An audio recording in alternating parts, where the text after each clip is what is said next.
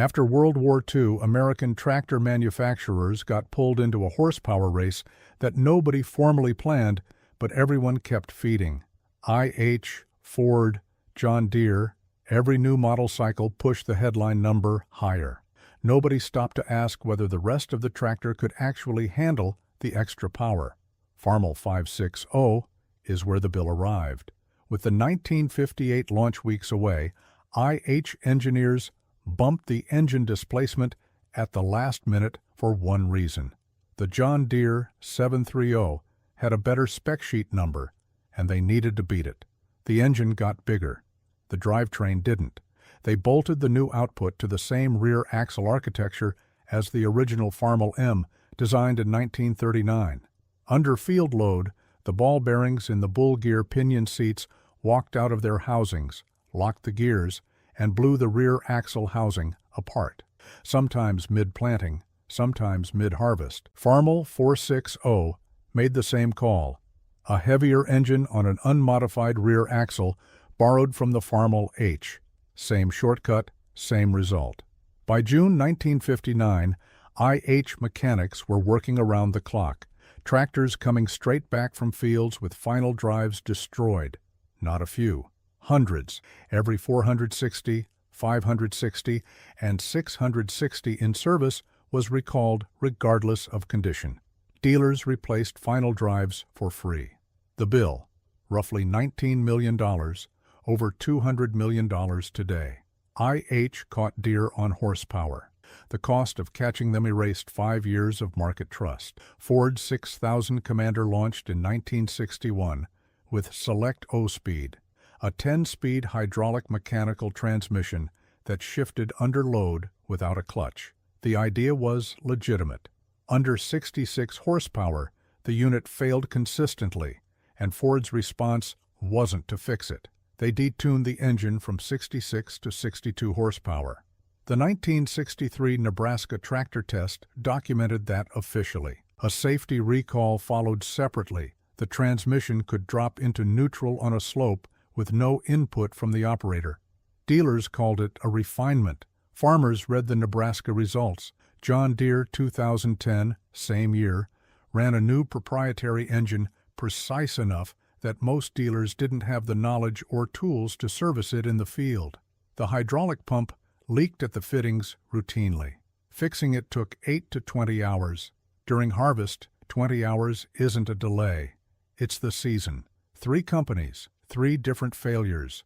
One shared cause, the engine grew, and nothing beneath it kept pace. When the dust settled after 1959, the gap in the market looked obvious. IH had burned $20 million and lost years of buyer trust. Ford had its shortfalls on record in a federal test report. 4 more manufacturers stepped in: Allis-Chalmers, Oliver, Massey Ferguson, Case. All 4 pushed into the 100-plus horsepower class. All 4 convinced the damage to IH and Ford had cleared the way for them. None tested hard enough for what American fields actually demanded. Allis-Chalmers 190XT had a strange problem. It was stronger than the factory admitted. Field mechanics were regularly pulling PTO output to around 125 horsepower, well above the advertised figure. The engine handled it. The transmission didn't. Gears jumped out of 5th to 6th and 7th to 8th under wear, and the hydraulic pump's priority valve deteriorated under sustained load, collapsing the lift system at the worst moment. Allis-Chalmers held the real numbers internally. Publishing them would have meant acknowledging what the drivetrain couldn't sustain. Oliver 1250 wasn't an American tractor. It was a Fiat 415, built for small European parcels on light soil, with Oliver badges and American dealers. Oliver carried no Fiat parts. Everything came through an importer, 4 to 8 weeks per repair. American planting windows run 3 weeks. The tractor broke in its first season, and consultants stopped recommending it almost immediately. Massey Ferguson 1805 launched in 1971 around a Perkins 5 8.510, a high-displacement, fuel-hungry engine that made economic sense when diesel was cheap. The design was locked in 1968 to 69. 2 years later, the 1973 oil embargo rewrote the economics of every large displacement machine overnight. The 1805's power advantage became a fuel bill. The hydraulics leaked. The cab fatigued operators after 6 to 8 hours. The embargo didn't create those problems, it just made them impossible to ignore. Case 1070 Agri-King ran hot and shifted inconsistently. What made it worse wasn't the failures, it was the silence. Case released no explanation of what went wrong or what had been corrected between builds. Dealers had nothing credible to offer. Farmers bought Deere or IH instead. The 1070 never built the market position it was designed for. 4 brands, 4 different paths to the same dead end. The failures so far all shared a shape. Familiar architecture pushed past its limits. The machines in this section took a different approach. They redesigned from scratch and ran into a problem genuine innovation tends to surface. The world around the new machine still worked the old way. International Harvester 3588 2+2 had logic that looked clean on paper. Take the rear half of the proven IH1086, extend the frame, attach a Kimco front axle unit, and get articulated four-wheel drive without a full redesign. In a field, the contradictions appeared quickly. The 16-speed turnaround transmission transferred from the 1086, where it had been reliable. But inside the 3588's articulated geometry, it absorbed different stress vectors under draft, and TA circuit hydraulic pressure became unstable under load. The sharper problem, though, was the paperwork. The operator's manual explicitly prohibited front dual wheels. The dealer accessories catalog listed them as an available fitment. Dealers installed them on request. When the driveline and frame failed under the added load, warranty claims came back denied. Operator misuse. 2 sentences of fine print had moved the entire financial liability from the manufacturer to the farmer. Versatile 1150 didn't have contradictions. It was just too large for the world it was sold into.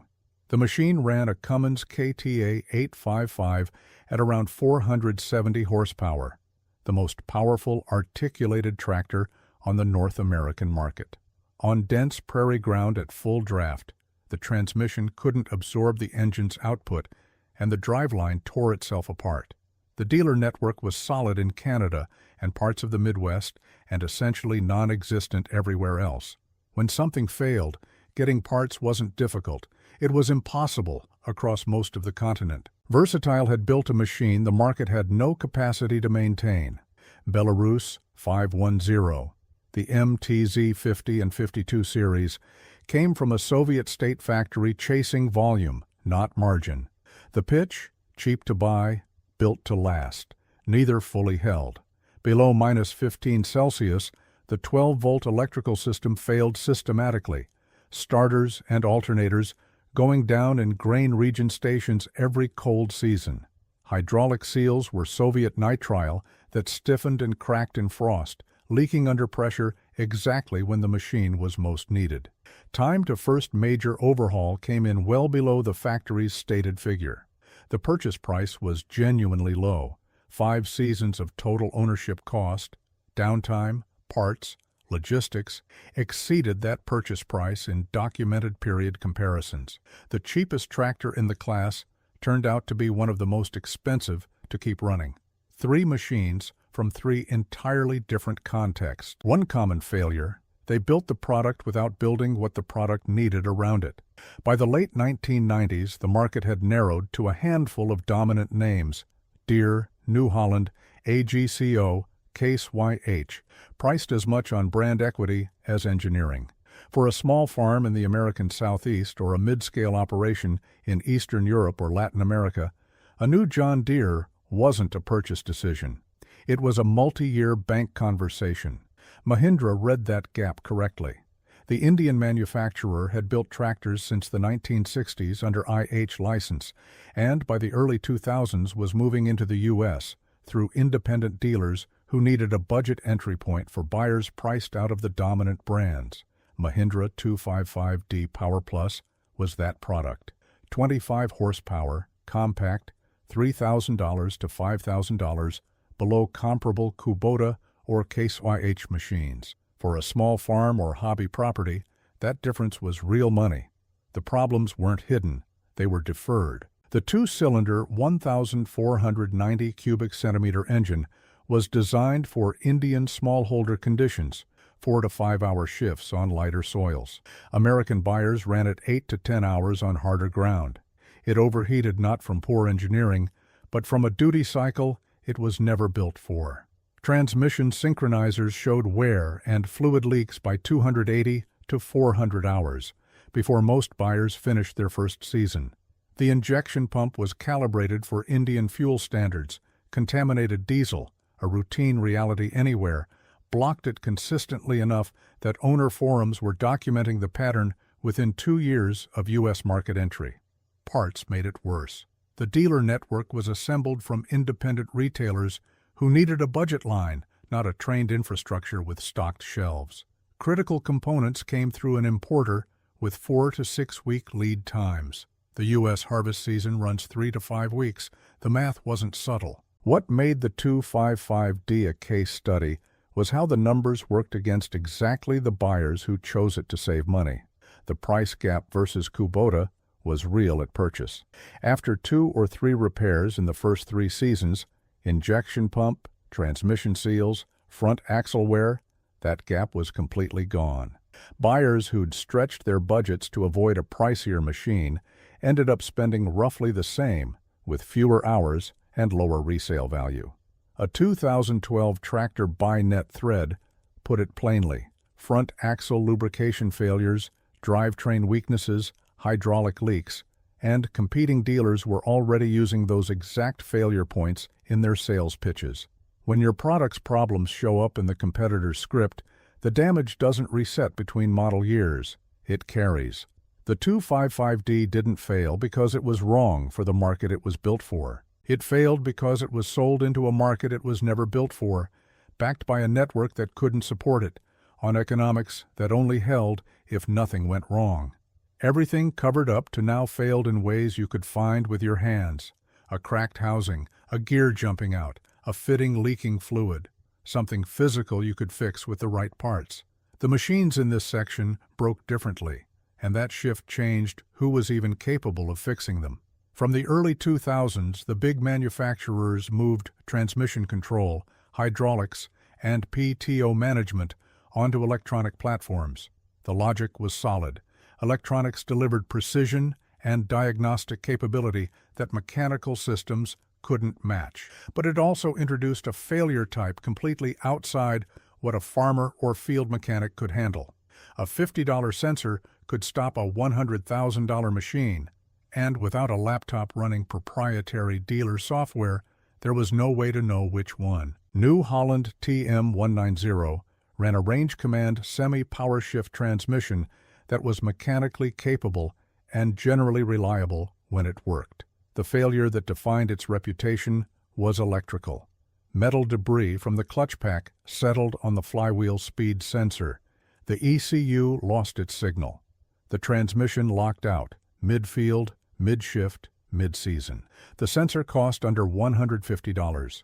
Identifying it without diagnostic hardware meant days of downtime and several $100s in labor. Dealers logged all of these as transmission repairs, making the range command look like it had a systemic mechanical fault across the fleet. It had a $150 sensor fault inside a diagnostic architecture that locked the farmer out completely.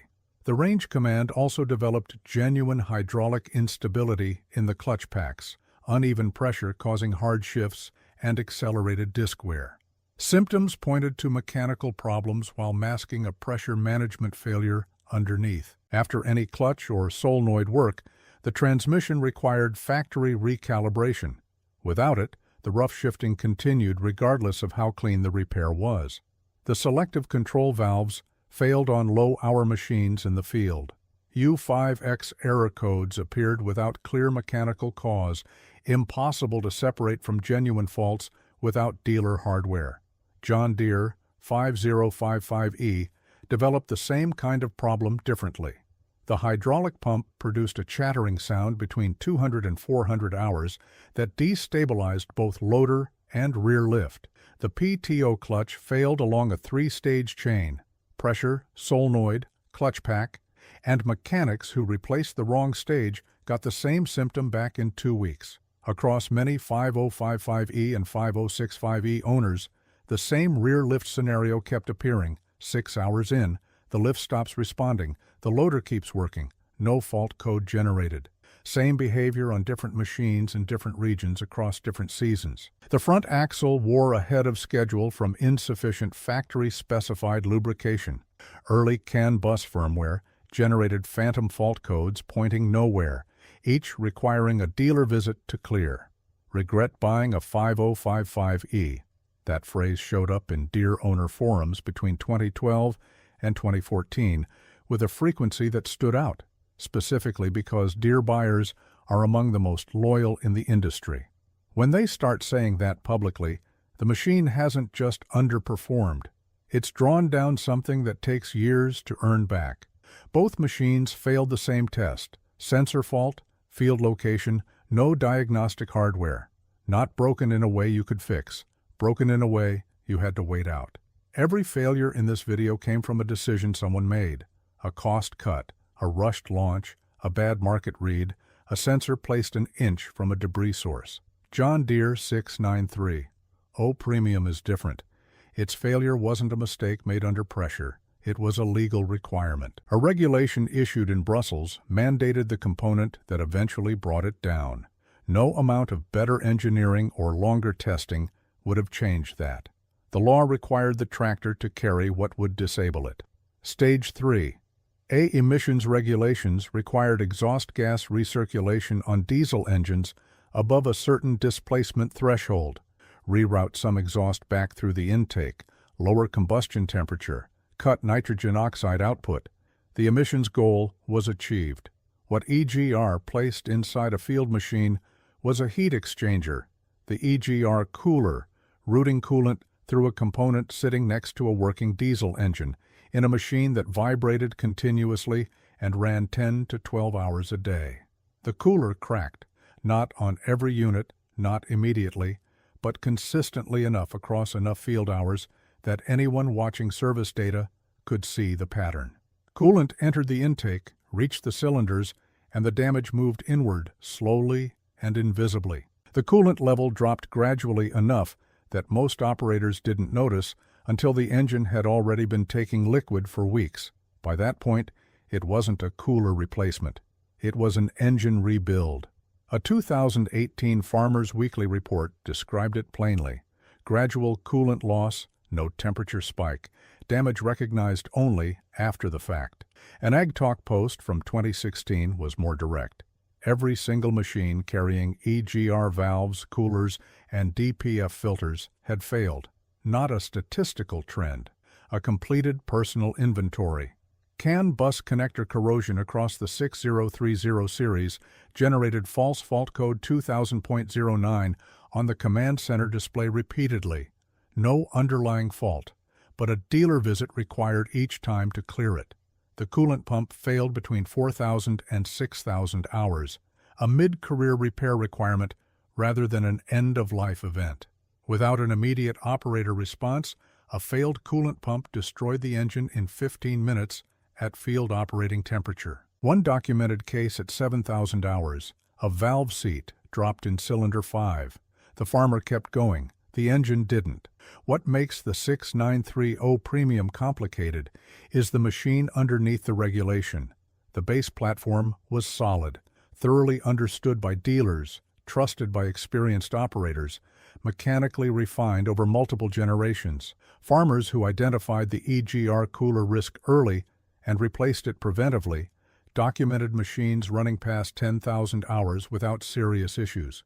The used market reflected it.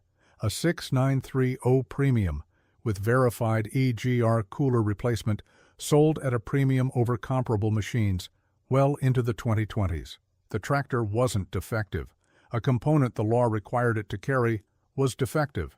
That's a failure category this industry hadn't faced before, and hasn't fully resolved since. The 6930 Premium ends this list not as the worst machine here, but as the one that asked a question none of the others did. What happens when the defect isn't a mistake, but a condition of sale?